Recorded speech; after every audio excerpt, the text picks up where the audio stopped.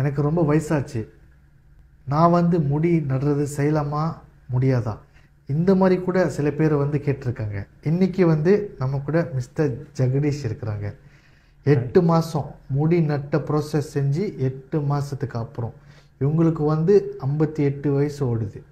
So அவங்கள்ட்ட கொஞ்சம் கேட்போம் அவங்களோட அபிப்பிராயம் எப்படி இருந்துச்சு அந்த ப்ரொசீஜர் ஹேர் டிரான்ஸ்பிளான்ட், இன்றைக்கி 8 மாதத்துக்கு அப்புறம் எப்படி ஃபீல் பண்ணுறாங்கன்னு சொல்லுங்கள் சார்.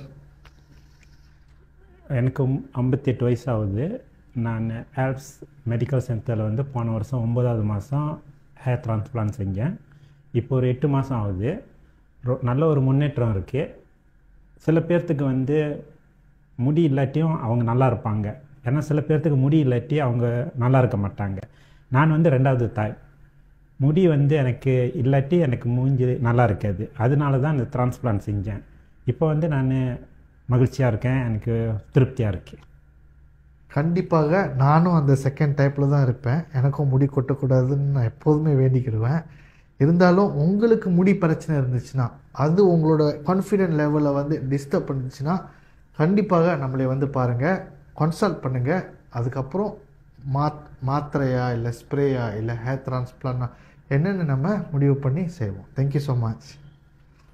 நன்றி.